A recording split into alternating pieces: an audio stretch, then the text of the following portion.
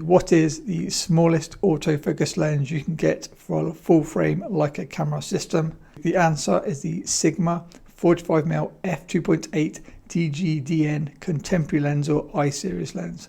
This lens can also be used on the smaller APS-C Leica CL type cameras, and then also other full frame L-mount cameras such as my Lumix S5 and even the Sigma L-mount cameras. This video will hopefully give you everything you need to know about this lens, including some sample photos from my recent model shoots in London.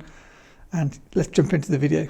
Hey guys, Matt here from MrLeica.com. So first, if I cover the spec of the lens so you know what you're looking at. The Sigma 45mm f2.8 contemporary lens is similar to the other contemporary lenses from the I-series with its solid metal design and aperture ring. This lens will give you 8 elements in 7 groups and 7 rounded aperture blades.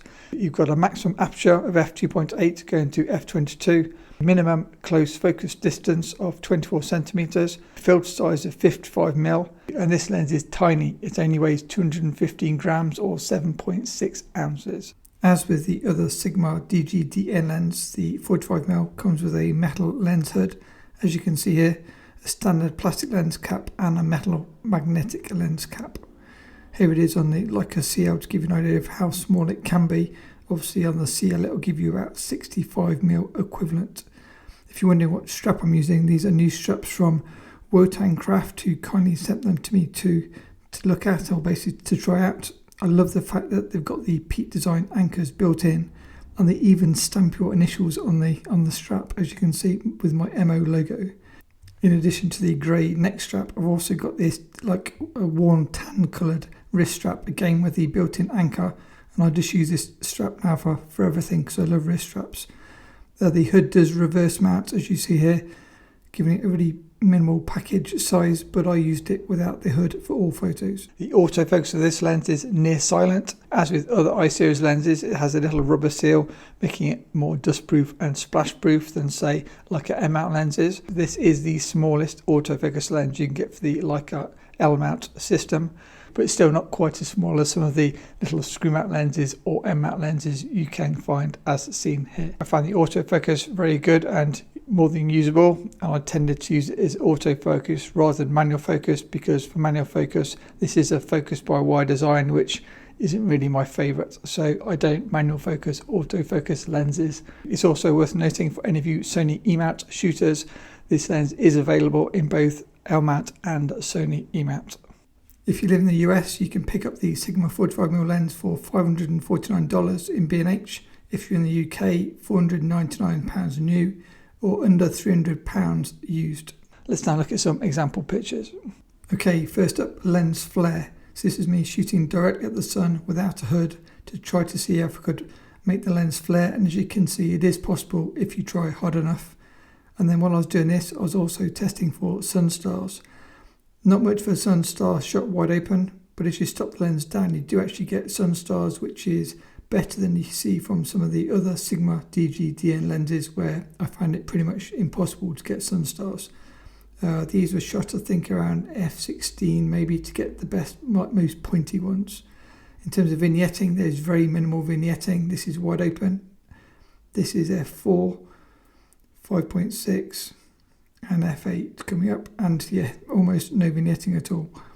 In terms of colours, these are nice colours. All shots here are raw, shot with the Leica SL, and I was more than happy with the colours.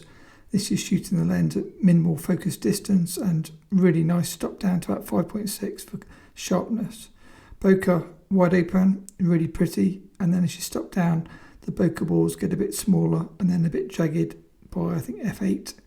Sharpness, so this is centre sharpness up close. There is a jump in sharpness at every f-stop, but it is good from I'd say f4. Now centre sharpness at infinity, again if you watch from 2.8 to f4 there's quite a big jump up again at 5.6, again at f8, and probably similar f11. So impressed and yeah, very usable. So all photos you're going to see now are shot wide open at f2.8 to give you an idea of the subject background separation I could get on a full frame Leica SL camera. These are raw images with a Mr. Leica black and white preset applied.